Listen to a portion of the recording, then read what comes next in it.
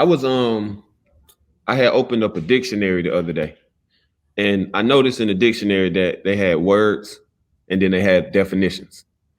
And kind of like the word success is a word, but I feel like a lot of people want to be successful, but not everybody defines what success means to them. Now, the reason why I mentioned the dictionary is because the word holds no value without the definition. So it's the definition of what that word stands for that gives the word the actual value. So my question to you is, a lot of people want to be financially successful. A lot of people want to be in a successful relationship, but they never defined it, what a successful relationship is to them. Just waking up and saying, I want a happy, successful relationship. I don't think that that's on point. I don't think that that's, like something that's just, I can't think of the word right now, but it's just something that's like you being very, very specific. You know what I'm saying? Mhm. My question to you is, how would you define a successful, healthy relationship? I think you started it out right with the question to it's almost like to each its own because everybody has a definition of what success is and what's healthy to them. Like you have a definition of what's wealthy to you. So this is good because I was saying this yesterday. Like a lot of times we want excellent customer service. We go to places and we like, man, I expect this type of customer service, but people never do customer service to themselves. So a lot of times when you go to I'm using this example, you go to a company, they want to train their employees on how to give customer service to everybody else. When the customer comes in, this is what you need to do. This is how you need to smile. This is how you need to talk. But that never lasts that long because when people wake up, they don't do customer service to themselves first. Mm. And that's part of establishing a healthy relationship first with yourself. Because a lot of times we're trying to offer all these great services and build healthy relationships with other people, and we don't have a healthy relationship with ourselves. And that's one of the things that I admire about you, because when I do watch you and I do hear you talk a lot about first doing self-care. That's my definition first of a successful, healthy relationship, one with yourself first. Are you doing customer service to yourself? What are you doing when you wake up in the morning? Because as soon as you wake up, you're open for business. Whether you like it or not, you're open for business once you start engaging with people. Because if you don't have it, then you won't be able to give it. If I'm not healthy with myself, I can't I can't even establish a healthy relationship. If I'm not successful with myself, I can't create success for anybody else. So I believe it first starts with you being a healthy person, then giving that outlook on life. Like you said, most people want to be successful in all these other areas, be successful in their relationship. But what are you doing with yourself first? How am I waking up in the morning? I tell myself every morning I got to do customer service to myself. When I wake up, it's certain things that I'm listening to. I do an exercise, I do a meditation, because when I go out into the world and I start offering customer service to everybody else, people gonna piss you off. The person you're in a relationship with is going to get you a certain type of way, probably try to tick you off and get you frustrated. But if I did customer service to myself first, then I can offer excellent customer service. And then in hindsight, now I got an excellent relationship that I deem as healthy. Does that Mm. make sense? Absolutely. Most people, PA, when they wake up, the first thing they think about doing is serving others. And it's nothing wrong with that, but we got to reverse that. And that's why I love when I'm talking to you, because and even when I see you, you're like, hold on, what are you doing for yourself? Are you putting fresh water in your body? Mm. Are you putting fresh fruits in your body? Are you exercising with your body for you? Like, it's like a fat trainer. I ain't knocking nobody that's heavy set, but it's like somebody that's heavy set saying, hey, I'm about to train you, man. Hold on, what are you doing for yourself first? You can't create a healthy body in me if your body's not healthy. Mm. Absolutely.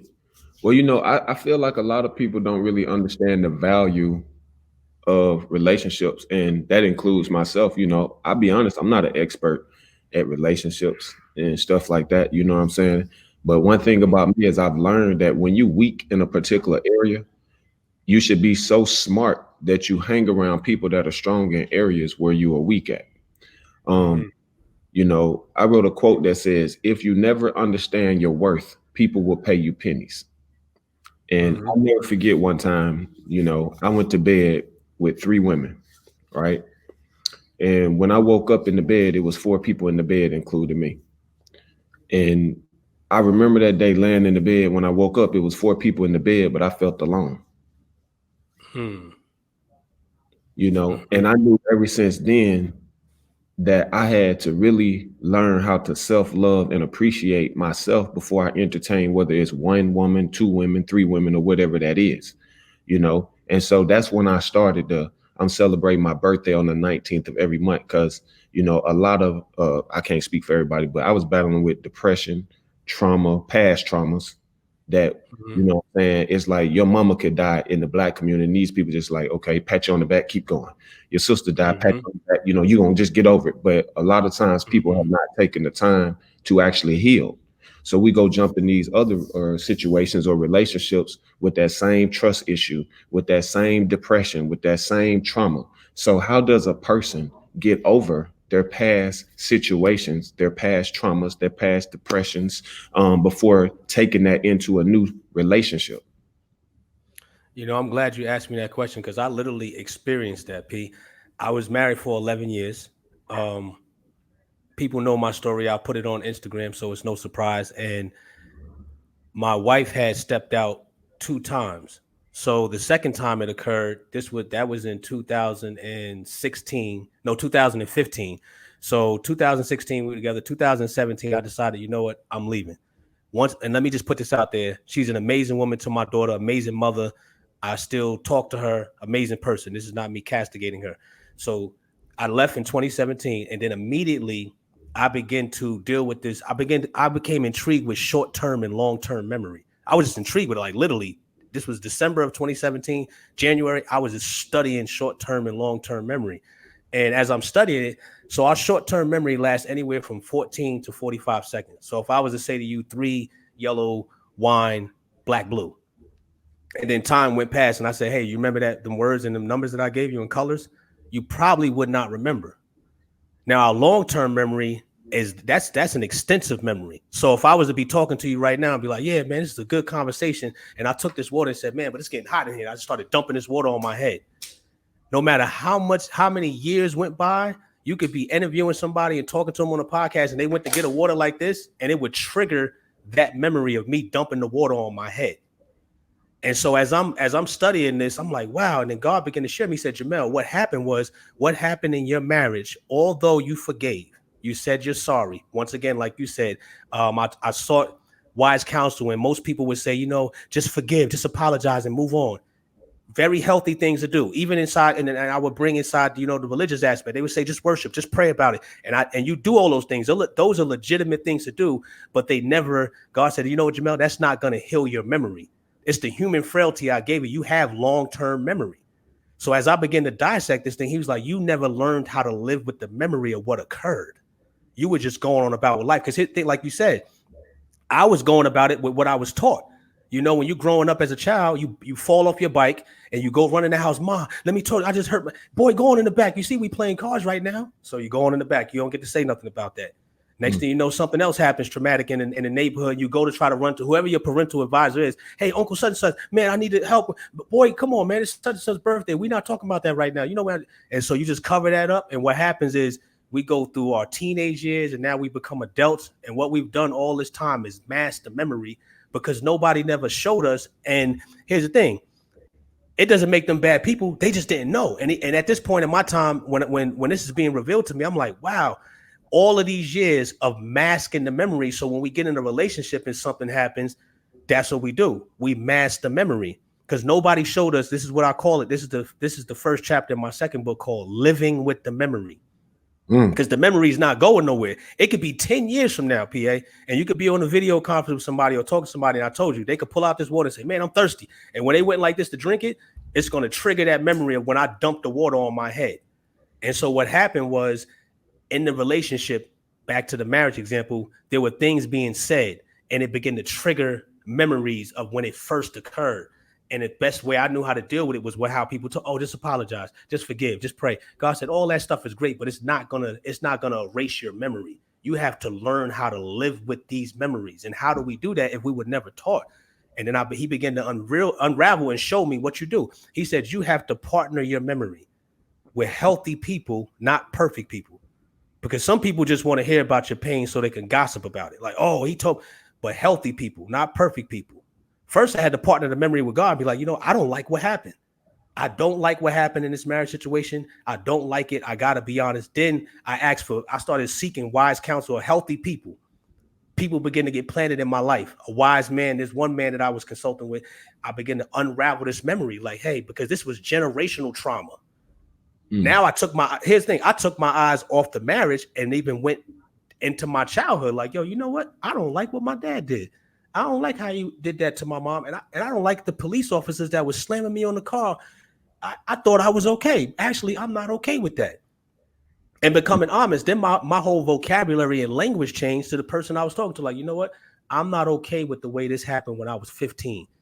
And here's the thing, a healthy person, either they're going to be able to listen or give us sound advice. Sometimes they're not going to say nothing, but it's living with the memory. Think about it, PA. Most of us are dealing with this. And so when we mask the memory with things like our favorite slogan is, I'm okay. We might say things. I'm not saying this. I'm not using your word to say that you're doing this, but I'm wealthy. I'm good. I'm blessed. I'm not stressed. I'm doing okay. Everything's great. And we mask it with whether it's a new relationship or we mask it with we're going to get a car, whatever that thing is, we mask it with a certain type of behavior. But the thing about that is life has triggers, like you just said. And when those triggers hit, case in point, I thought I was okay after I left the marriage. I said, man, I'm good. Until I went through a 16-week course of studying this. I thought I was good. And then I had to go to the old apartment to get some of my stuff. And I'm talking about I walked up the stairs. And when I put the key in the door, I broke down. I literally fell to the ground because it triggered everything of me when I used to walk through that hallway, when I used to go through the door with the groceries, it triggered that thing and I broke down and God was like, you're not okay. You don't know. You have to learn how to live with the memory. So here's the thing. As I begin to partner that memory with healthy people and wise people, remember the memory is not going anywhere. But what happened was the memory began to lose its strength. So it was there. So I go to a restaurant and I'm sitting at a restaurant my wife and I used to go to, and a song comes on. Yeah, it triggered the memory of how we used to sit here and listen to this song. But the thing is, the memory is not strong enough to overwhelm me. It arises, I identify it, there it is, that memory is there. Or I go to a certain place. It triggers the memory, but the memory is not strong enough to overwhelm me. Does that make sense? Oh, absolutely. Absolutely. Makes perfect sense. Now, I appreciate you And for. let me say this. A lot of times, if we don't learn how to live with the memory, and this is all walks and classes and cultures, what we do is we mask the memory. Now, the danger of that is, and we see this taking place in the political realm, we see this taking place in the entertainment realm, in the entrepreneur realm, we mask that memory enough so that mask gets so heavy that voices begin to whisper to you, you might as well give up. You might as well take yourself out. You might as well get rid. And that's what happened. We end up with a suicide rate. God forbid that doesn't happen. Or the memory tries to draw us into isolation, into depression, where we don't want to be around nobody. Something triggers and people are like, man, what's wrong with him? Or what's wrong with her? Why she get so quiet? Why did he walk off? It's just that memory hit and we don't know how to live with it. We don't know how to deal with it. And people end up hanging themselves. We see that, like I said, we see it in the entertainment realm. Oh my God, he jumped off the building. No, the memory pushed him off the building. Oh my God, they blew their head off. The memory, they didn't know how to live with it. And most of the time, nobody's even told us this or taught us this. How do I live with the memory? How do I do this?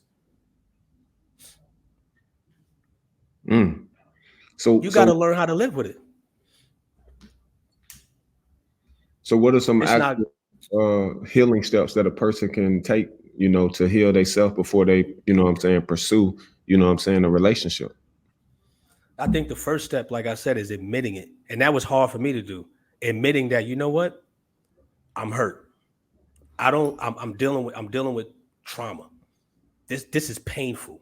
And admitting it first to myself, because it was hard for me to do that. First, because I was going through the motions. And then I had sat back when I said, man, I don't like what happened. As much as I'm saying, here's the thing, the forgiveness was legit. The praying was legit. The meditation was legit. The loving was legit. The giving of flowers, all of these things were legitimate. But God was like, Jamel, that's not going to help you live with. It's not going to erase your memory. Then I had to say, you know what? I don't like what happened. I am hurt. I need to talk to somebody that's healthy. And I didn't know that I had to partner the memory. Most people in our, especially in our culture, we just, like you said, pat on the back, just go on, just live your life, just forgive. You're gonna be all right. You strong. You just keep on grinding. That's how they do us, bro. Just keep on grinding. And what we do is we start to, I'm sorry. I was gonna say your whole family could pass away today, and people would just say, "Oh, you know what I'm saying? This I feel sorry for you for a day or two, and then people by next week people just think you should just go back to your life. No, you need some healing, man. You need You, it. you need to take this time to really understand what happened, so it don't be affecting you like 20, 30 years from now. It's gonna always affect you, but you know what I'm saying? Yeah. Like right now, I'm in a place. My little sister got killed when she was 7. You know, Mm, and I still remember it. I still think about it, but I smile about it when I think about her death now versus carrying negative energy about it. You know what I'm saying? mm-hmm. It inspired me to keep living my dream because she didn't get the opportunity to live her dream. Now, why would I bring this up on a podcast where we talking about relationships? Because oftentimes people think that relationships is only with the person that you intimate with. And to me, Mm-hmm. it's not. I did a video where I said I'm in a relationship with 63 different women. And I Mm-hmm. knew this would be something that would trigger people to watch it. Because the Yeah. first thing that most people think is like, dang, this man talking to 63 women, this man got all these women. But people fail to realize that, I'm in a relationship with my mother. It's a mother-son relationship. And I'm in a relationship with my niece. I'm in a relationship with my auntie, my grandmama, all these different women. You know what I'm saying? But every relationship doesn't require intimacy, but every healthy, successful relationship does require effective communication, Mm-hmm. understanding, and effective listening skills. You do not have to speak to be heard. So when I'm around great women, I listen. Always remember that, something my cousin told me. Everybody grow old, bro, but everybody don't grow up. Yeah. And you got women out here who really think because a man is 40 years old and he has a dick between his legs that he's a man and they Mm-hmm. want you to do manly stuff. But how can you be a man if you've never been introduced to a man? Mm-hmm. How can you run a successful business? You know what I'm saying? If you never met nobody who ran a successful business, how do you know what it is? Yep. A lot of people scared of darkness. But how would you know the light existed if you never seen no darkness? Mm-hmm. You wouldn't know that it exists. So it's like the yin and the yang. You got to be grateful for the good and the bad because the bad helps you to appreciate the good. So if you ever met a bad man or a bad woman and you get a great one, then that person might have helped you to appreciate the good that you now have into your life. But a lot of people don't understand that because they don't see their own worth. They don't see their own value. So they project their insecurities on you and try to manipulate you to make you think that it's you because a lot of Mm-hmm. people don't want to take accountability for who they are. Mm-hmm. A lot of people wish, you know what I'm saying? I'm not where I want to be, but they wish they could wake up every day with this type of energy to live a life of freedom, Mm-hmm. to live a life of joy. So when I think about relationships, and I wanted to ask you this because I hear a lot of people say, oh, what I bring to the table. I don't want any woman to bring anything to my table. That's just me. Mm-hmm. I prefer a person to bring their table. I bring my table. We put the tables together and we can build a knife. We can build the fork. We can build a business. I don't need no Mm-hmm. napkins. I don't need no forks. And that's just me being truthful and honest. And I know it's out of 7.2 billion people on earth, it's somebody out there that got that same mentality. So we Right. live in a society where a lot of people are so focused on pleasing everybody on Instagram. You rather please another person's ego than the person you sleep with. Mm. Mm-hmm. That's how a lot of people think. You worried about what somebody else think about you that has yet to pay your utility bills. Mm. How can somebody dim your light that never paid your light bill? So I'm not asking everybody to agree with everything that I think of because I get to freely speak myself because I'm secure with who I am as an individual and I do what I want to do in my personal life to help me to grow.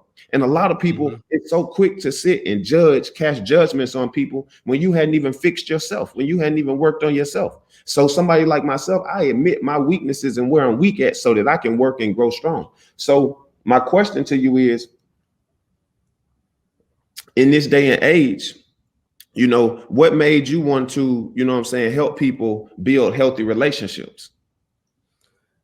It was because of what I experienced and the education that I obtained. More so what I experienced. So when I want to go back to that living with the memory piece because PA man, that I know for a fact, even from hundreds of people that I've seen get set free from me sharing that information with them and then eventually coaching them one on one and going through this thing called memory meetings, which I believe every relationship should have memory meetings and powerful expression you gave of the tables coming together because when those tables come together, first of all, those two people coming together, those two tables coming together, we got to make sure those tables understand the memory process. Because once them tables come together, let's have this memory meeting. Because most couples, when they get together, or people when they get together, especially if it's an intimate partner, you got to think that person's coming.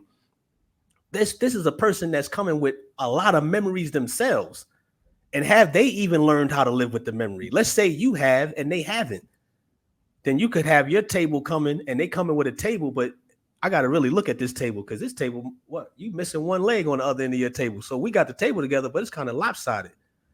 And so Yeah. when I see this over and over and over and over, I can't help but to have, I already innately have a mercy and a compassion for humanity and especially my people. So when I see us going through this, and a lot of us, let's just be quite frank, um, in destitute environments don't even sometimes have the financial gain to have a conversation like we're having right now every once a week or something like that.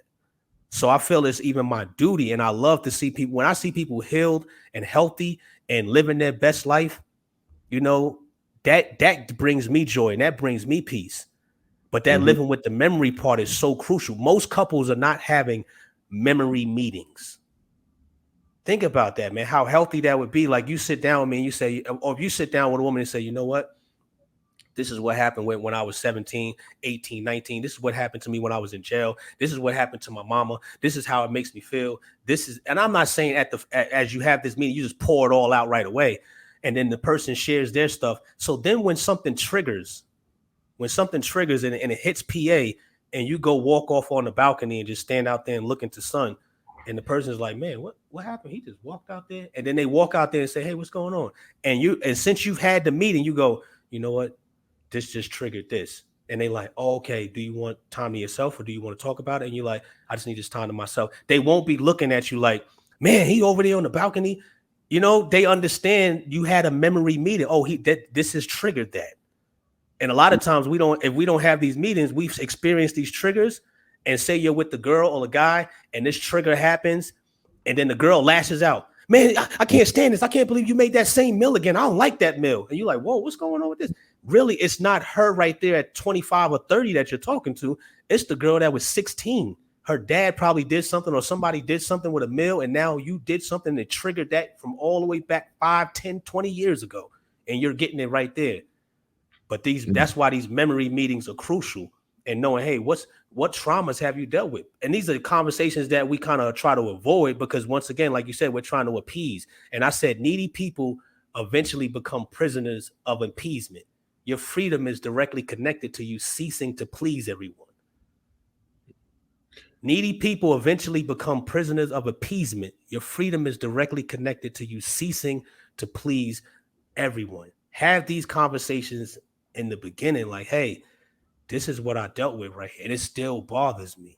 Well, I mean, if you look at how the government is even set up, there's a holiday in every single month. Mm-hmm. And you may say, what does this have to do with a relationship? Well, let's just be observant for a minute. There's in January, you have New Year's, right? In February, you got Valentine's Day. So you mean to tell me we live in a country that tell us to love, but kill more people than any other country I've ever been in? Mm-hmm. Isn't that a contradiction? It Why is. we just practicing love in February? Can we just carry it the whole year so we can see black people stop getting killed? Mm-hmm. How about y'all practice that holiday that you created? Mm-hmm. I don't need to go buy chocolate to express my love. Yeah. I don't Think have to about it, wait. PA. Hold on. I'm gonna get this No, point go out. ahead. Go ahead.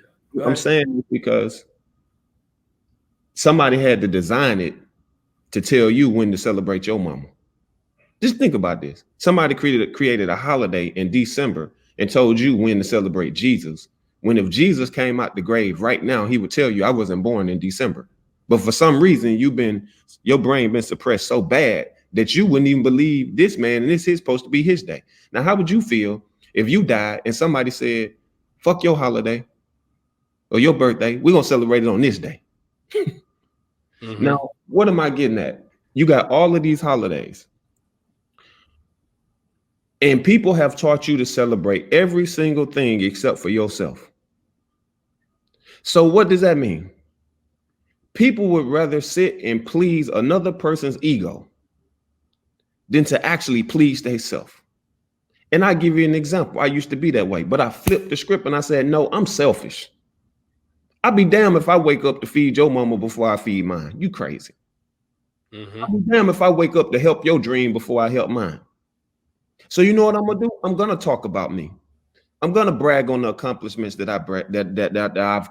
I have accomplished. Because when I was homeless, I was in that truck patting myself on the back. When you were struggling, some of y'all didn't have nothing but you and your family supporting you. But now that success has hit, everybody think that they want to tell you what to do with your money, with your time, as if they don't have the same 24 hours to do the same exact thing, because the society has taught you to take everything that you have and give it away, and everybody else is going to say, oh my God, that person is so amazing, and meanwhile you at home dying in misery. So Mm-hmm. you got some people who rather post a picture on Instagram and look good in a relationship than to actually really be good in between the. Mm-hmm. So for me, I wake up with a mindset to be truthful to myself, my brother, because I would rather lose you to the truth than to keep you with a lie. But Mm-hmm. people lie to themselves so much that they have convinced themselves that they live in the truth. So for Mm-hmm. me, anybody I deal with, I'm gonna be transparent. It ain't even for your feelings, it's for the respect that I have for myself. So that's what has helped me to grow, to the person that I am today. And when you start living your life of truth, all good energy just come around you. I got amazing friends. I got amazing business, amazing mama. You know what I'm saying? I've been able to heal a relationship. Me and my mama went years without talking, and I was able to heal that relationship. You know what I'm saying? Just through learning how to express my feelings and understanding that the man don't always have to be dominant. You know what I'm saying? I'm Mm-hmm. versatile. You know what I'm saying? I can be submissive in certain areas. Sometimes men, we don't have to speak to be heard. You can close your mouth, you can shut up, and you can allow the woman to have a platform for her voice to be heard, and vice versa. And on the flip side, just because you speaking don't mean you ain't saying nothing. Mm-hmm. That don't mean you saying something. You know what I'm saying? So when I speak, my dream is to be impactful, impact over income in every aspect of a relationship that I'm in, not just one that I'm in the bedroom with. If I'm dealing with my brother right here and it's a just friendly relationship, I want to build a trustworthy relationship to you. If your girl was around me, you don't even have a thought that I would do that to you, because I look at you Mm-hmm. like you're my brother, not some other nigga. Mm-hmm. That's value. So we giving them some value on the Valuable Podcast. Y'all smile, get y'all That's some water. value. Y'all get you some That's water. value. You That's see, value. You know what? You mentioned the word ego, and that sometimes is a disruptor and a destroyer and killer of relationships. mm-hmm. Pride. People, a lot of people don't want to humble themselves. Humility. I always talk about this, man, especially with men, because men feel as if sometimes we always got to be dominant. We got to dictate. This is how it's going down. It's my way. No, just humble yourself. I'm telling you, humility is beautiful in relationships, and it has to be mutual. So when you get two people that's willing to humble themselves before each other, man, that humility dance takes place, and you have a blissful relationship. Oftentimes, the main thing that's ruining is pride. Pride steps in. It's like, you're not going to tell me what to do. I can't believe you think like that. I'm not doing it that way. Just humble it on down. You'd be surprised how much the amazing results you get out of humbling yourself. Mm. And but before we even get to that, it goes back to that memory. Because if we got traumas and things that are stirring up in us, a lot of that pride is going to rise up, and pride is going to respond before humility responds. And then when pride responds, you got two prideful people just going to keep butting heads every time. And I say especially men, because we have this thing where we don't want to humble ourselves, like you said, when it comes to a woman, let alone if it's an intimate, or if it's my aunt, if it's my mother, if it's my sister.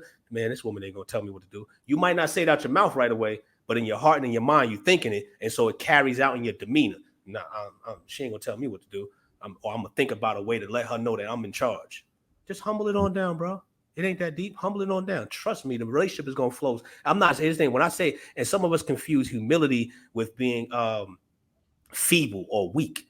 You know how much strength it takes to maintain meekness and control meekness. That takes a lot of power. Sometimes humility doesn't even have to respond. Humility has a way of being assertive sometimes without even talking. Mm-hmm. Humility might just say, you know what? It might even say nothing. It might just get up and walk away. And people looking like, oh man, you gonna let them tell you or gonna let them do that to you? You don't realize I really just put that person in their place by walking away. And humility has a way of being assertive with its words without coming off in anger or being mean. But that has to be practiced and learned. Some people think just because I'm humble that I'm a doormat. No, trust me. The pride before the fall. Pride Man, before the fall. like I said, brother, you don't have to speak to be heard. My grandmama always told me, allow your work to speak for you. Therefore, you'll never have to open your mouth. And so I'm not the type of person that's just going to tell anybody I love them. I'd rather show you, especially if you add value into my life. So for me, encouragement that I would give to anyone, when you meet an amazing person, when you meet a great person, you know what I'm saying? And they did 99 amazing things in your life. And then you got mad at them for one small thing that they did. See, we'll cut a person off quick because they did one thing that we didn't like, and then try to throw away the 99 amazing things that they did. No, you have to understand that people are human. Meet people where they are. And it's easy to cut someone off. To me, that show more about your character, you know what I'm saying, than it does that person. Now, if you got morals and standards set up, I get that. So for me, I got morals and standards set up. If you steal from me, it ain't no coming back from that for me. I get. So some people, they don't have no standards. You could damn near step on a person's shoe and they want to cut you off. They 15 minutes late, you want to cut them off. Well, that wasn't, you got to set a guideline just like you do in business. You have goals, you have commitments that you set, and you set every day you wake up, you strive to get them. So for me, if you stealing, I don't mess with stealers. If you sleeping with little children, I don't mess with them kind of people. If you out here beating women, that's not my thing. These are my standards. These are the things that I just know are trigger points for me that I don't bounce back from. You get what I'm saying? So long story short, what I'm saying is we have to learn how not to just be so easily cutting people off just because they did something so simple. Learn how to work through the problems that you have had, and you might get to a better destination. And a lot of people don't understand how to do that. I look at it now when me and my mom have a disagreement or something of that nature. I like the fact that I can pick up the phone and still be in a disagreement with you and have a very cordial, respectful conversation over an amazing steak that we used to couldn't afford, over a healthy salad that we used to couldn't afford. You know what I'm saying? Because that shows growth within me, that I'm waking up every day standing on my 10 toes to make sure that you're happy, understanding that the way that you feel, you entitled to feel exactly how you feel. And I cannot push how I think or my beliefs on everybody and make them feel like that's the way that they should believe. And that's how a lot of narcissistic, manipulating people are. They want to push their beliefs on you and make you think that this is how the world should be. No, that person is entitled to feel exactly how they feel. And they are entitled to feel upset. If that's how they feel, that's how they feel. Give them a moment, give them a week, give them a day. You know what I'm saying? And when they ready, they come back around, they tap in, which if you really didn't do nothing so severely bad, that will make a person not want to ever see you again. That what you just said was so valid. And when I'm talking to couples, this is what I say.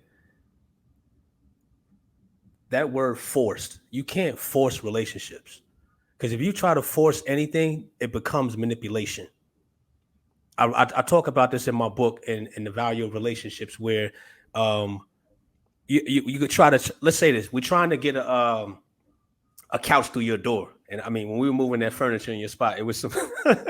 I could actually use that because we was moving stuff in there. There was some times we had to manipulate the bed frame or the cart. You know, we had to manipulate it to get it through the door. That's a healthy word we use, manipulate to get it through the door. But often so we can make it get through this door because it normally wouldn't go in a certain way. So you got to manipulate a little bit. And so in relationships, we tend to do that. We try to manipulate the situation or force our way into the relationship. And what happens is you end up you can't force growth. If I got a 1/4 inch hole, right, and I try to fit let's see, if I got a 1/4 inch hole and I try to fit a 1/2 inch screw inside that hole, it's not gonna fit. And so what I do is I'll try to manipulate the screw and I'll screw it in there so I can hold this wheel on this bike and I manipulate the screw and I got it in there. I'm like, yeah, I got it in there. And we go to ride the bike and that thing is moving all over the place, lopsided. Everybody can see, man, something's wrong with that bike. That's because I manipulated the screw to get it in there. Now the thing is, now that I manipulate, when I pull the screw out, if anybody's ever done any work with bikes or any type of construction, when I go to pull the screw out, what I end up doing is I strip the screw. Mm.